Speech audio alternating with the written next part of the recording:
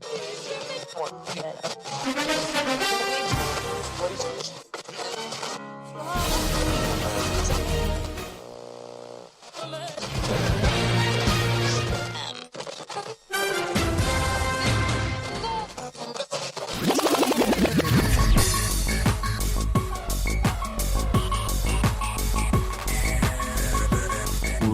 your favorite beverage. It's time for the Beers and Bruisers Fantasy Football Podcast.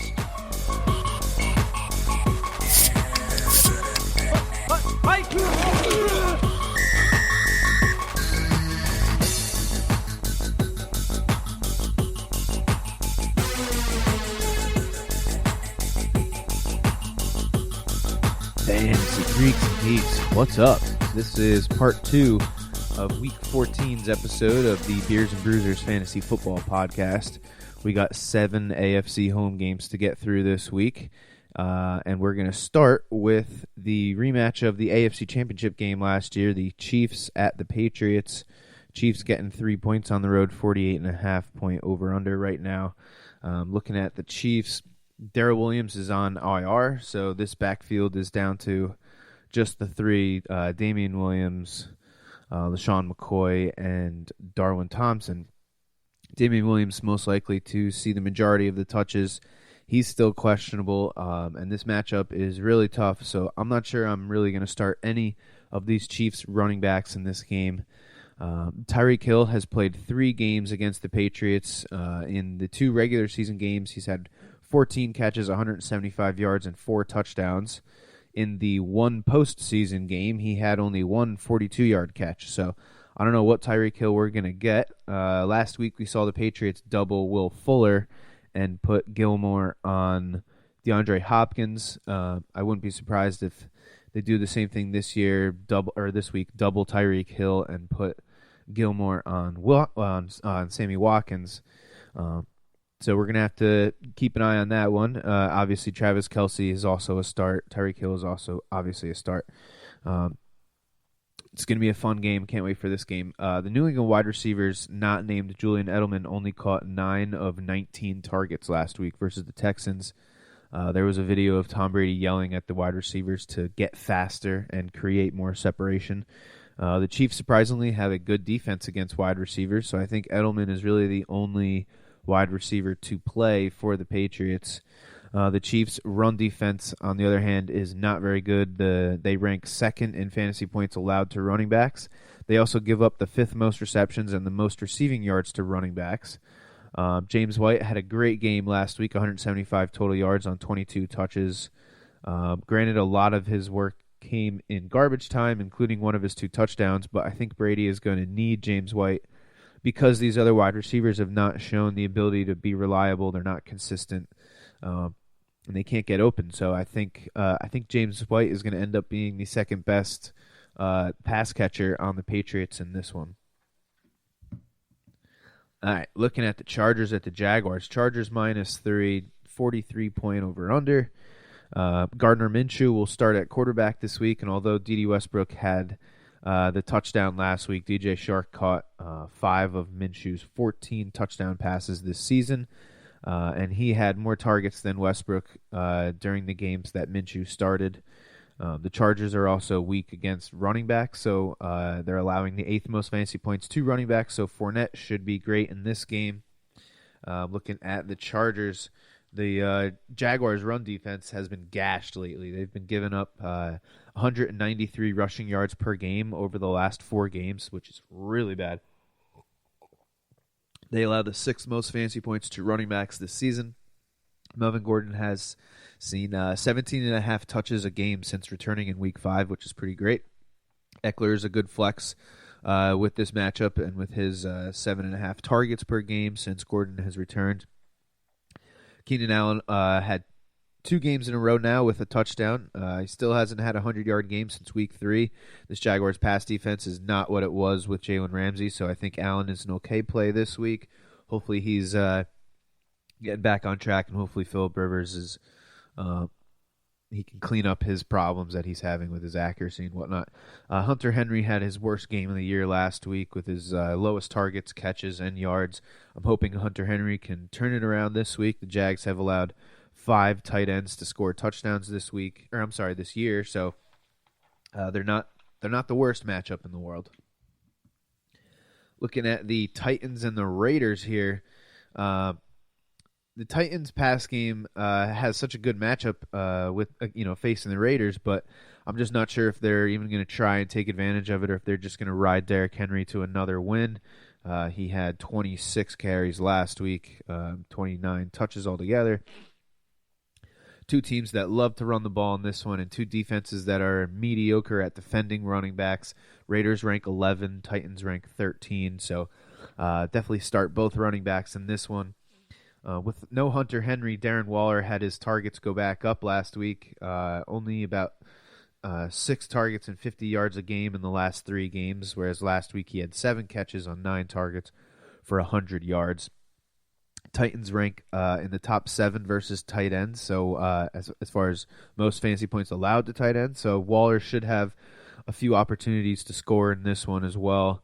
So I like Darren Waller this week. I'm going to be putting together another one of these anytime score TD tight end parlays on FanDuel, and Darren Waller is going to be one of those guys for sure.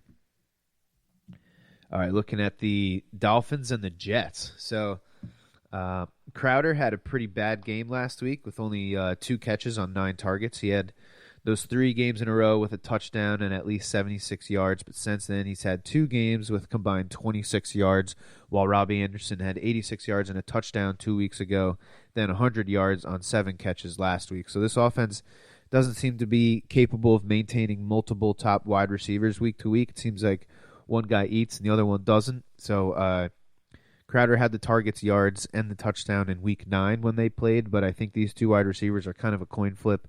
I don't know if there's really a rhyme or a reason to which one does best, but you can take your shots with either one of them, I think, really. Le'Veon Bell had under 13 fantasy points for the first time since week 8 last week. He is a bust this year. I think it's been too many games in a row with no touchdowns. Obviously he wasn't going to be the same player he was in Pittsburgh, but I think a lot of people were expecting more from him than this. But, I mean, if you've been riding him this season and you're in the playoffs, then this isn't a bad matchup. The Dolphins allow the 4th most fantasy points to running backs. He did see 9 targets and 17 carries the last time that they played. So he's definitely a start this week. I don't know if you can get away from him in this matchup. Devontae Parker continues to dominate targets, 4 straight double-digit target games, 160 yards and 2 touchdowns last week. He gets the 9th best matchup for wide receivers this week against the Jets. He is Ryan Fitzpatrick's favorite target, and this is, of course, revenge. A revenge game for Ryan Fitzpatrick, but then again, what game is not a revenge game for Ryan Fitzpatrick when he's played for, I think it's 11 different teams or something ridiculous like that. But yeah, I added Parker in a non-PPR league, and I'm starting him over Jameson Crowder this week. He's just been extremely consistent over the past 6-7 weeks now.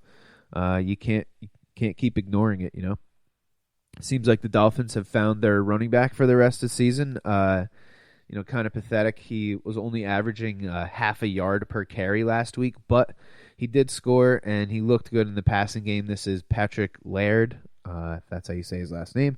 He caught 4 of his 5 targets for 43 yards. He's looked the best out of all these crappy Dolphin running backs here since they've let go of Kenyon Drake. It's cute, but the Jets' strength is definitely their run defense, so don't be silly and don't play this guy just because you saw him have a decent game. All right, so we got the Broncos at the Texans. Broncos getting 9.5 points here, 41.5 point over-under. The wide receivers for Denver only saw 35% of the targets last week. Everything else going to the tight ends or running backs.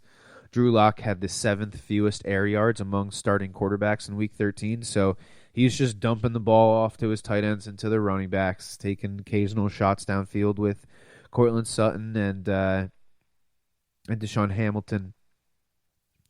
I might sit Noah Fant again this week, though. This season, the Texans have been beat up by teams that have multiple tight ends. So if you look, Week 6, 7 catches and 90 yards and a touchdown to Ebron and Doyle. In Week 7, they allowed a touchdown to Darren Waller, and they got lucky when Foster Moreau dropped the touchdown in the end zone. And then in Week 11 against the Ravens, they gave up 8 catches and 111 yards and a touchdown to the Ravens tight ends. That's a different situation because the Ravens tight ends it's just a very different setup than every other team. But with the teams that only really have one threat at tight end, the Texans haven't played all that bad. So they held Austin Hooper in Week 5 to only 56 yards and Travis Kelce in Week 6 to only 58 yards. And those are two of the more elite tight ends. So if they can do that against those guys, I'm going to guess that they're going to do a pretty good job of stopping Noah Fant. So I'm going to stay away from Fant this week. The Broncos' strength on defense is their pass defense. Hopkins was made to look like a normal wide receiver last week against Stephon Gilmore. Last year versus the Broncos, Hopkins had 10 catches for 105 yards and a touchdown. So I think we'll see another good performance by him. I think he's the only the only Texan wide receiver that I'm going to play this week. Duke Johnson saw his most targets all season last week versus the Patriots. I think he's a decent flex in PPR with his 4 to 5, maybe 6 targets a game and his 8 to 10, maybe 12 carries a game. The Texans like to use him in those tough matchups, so I think you can do worse than Duke Johnson this week. All right, we got the Bengals at the Browns, an AFC North matchup, 41.5 point over-under. Bengals getting 7.5 points. With Andy Dalton back at the starting quarterback spot. Tyler Boyd returned to his number 1 wide receiver role. He saw 10 targets, had 60 yards and a touchdown last week. He's definitely startable. CJ Uzomah had 6 targets versus the Jets last week, who are one of the better teams against defending tight ends. This week against the Browns, who give up the 9th most fantasy points to tight ends, CJ Uzomah and Tyler Eifert should have some opportunities to score. Talking about my 3-legged tight end anytime scorer parlay on FanDuel, this is going to be one of the other guys I think I go with. Uzomah had the better game last week, but Eifert has been more involved this year with almost twice as many receptions and yards, and both of Eifert's touchdowns came in the red zone. So I'm going to go with Eifert over Uzomah. Eifert also has 9 red zone targets to Uzomah's 6, so seems like he's the safer bet as far as trying to pick a tight end that's going to score against the Browns. The Browns running backs have the matchup in this game. Bengals give up the 7th most fantasy points to running backs, so Chubb and Hunt should continue to play well. Baker with a fumble lost and an interception last week. They pretty much need to win out to make the playoffs here, and Baker needs to play better. Landry with over a third of the team's targets last week, and he leads the team in targets, catches, yards, and touchdowns so far this year. I think he has become a must-start. I know I was concerned about Landry's use and his target share with OBJ on the team, and I think a lot of other people were as well, but he's on pace for 1,000 yards and his second most touchdowns in a single season for Landry, so I'm playing him if I own him. I know my boy Alex out there, you had a tough starter sit decision with him, so I think you go with Jarvis Landry this week, bro. All right, the last game here, the one I'm most excited about for sure. We got the Ravens at the Bills. It's a 44.5 point over-under, and the Ravens are minus 5.5. It's two very similar teams, two quarterbacks that lead the league in rushing among quarterbacks, and it ain't even close. Two of the better defenses in the league. Both of these defenses have only allowed 109 rushing yards to quarterbacks. They both have allowed exactly 109 rush yards to quarterbacks, which is weird. They are tied for the third fewest in the league, so that's obviously something that these two quarterbacks do really well, and it's two defenses that stop that really well. The Ravens' run D is a little better. The Bills allow 1.3 fantasy points more per game than the Ravens do. But both of these teams are going to try and run the ball. I don't think they really care what the other team does well. they're gonna give these running backs the ball, and they're gonna let their quarterbacks take off and pick up some yardage as well. This is gonna be a great matchup with the Ravens tight ends versus the Bills, who allow the second fewest fantasy points to tight ends. It's kind of a strength versus strength situation here. Lamar Jackson had his first lost fumble last week, and he better be careful because running the ball, the Bills are tied for fifth in the most for forced fumbles, so it's something that they do really well. The Bills allowed the third fewest explosive plays in the pass game all year, so I'm not expecting a big game for Marquise Brown. However, they allowed the second most explosive run plays, so looking forward to seeing my boy Lamar Jackson run wild all over this Bills defense with Mark Ingram. I got Lamar in 4 different leagues, so I'm really hoping that he does pretty well in this game. John Brown's TD pass last week helped keep his streak of never having a game lower than 7.5 fantasy points intact. If it wasn't for his 5.2-point pass, he would have only had 4 points on the day. So I think John Brown can come down with at least one deep ball in this game. Devin Singletary had 4 targets last week to go with his 14 carries, his third most touches on the season. His touchdown came in the pass game on that double reverse with John Brown throwing him a touchdown. So it's good to see the Bills trying to draw up some plays in the pass game for Devin Singletary as the primary receiver. It's definitely encouraging as a Devin Singletary owner like myself. So that's definitely going to be one of the more exciting games. I can't wait for that game. And that's going to do it for this episode of the Beers and Bruisers podcast. A little quick one for you. So thanks for tuning in. Make sure you tune in next week for the Week 15 preview. And as always, may the fantasy gods be cool.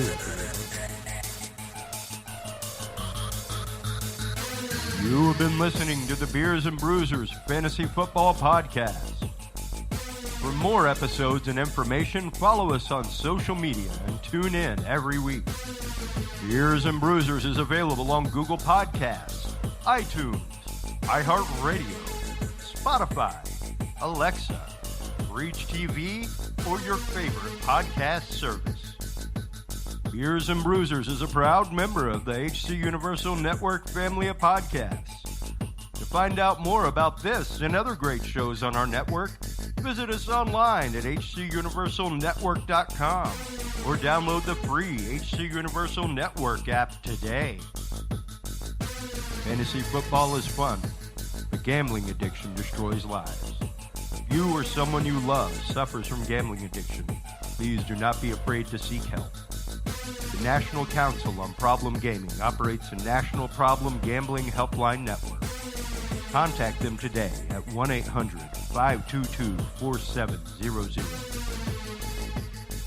Thank you for tuning in to the Beers and Bruisers Fantasy Football Podcast. Please remember to drink responsibly and always look for your man downfield.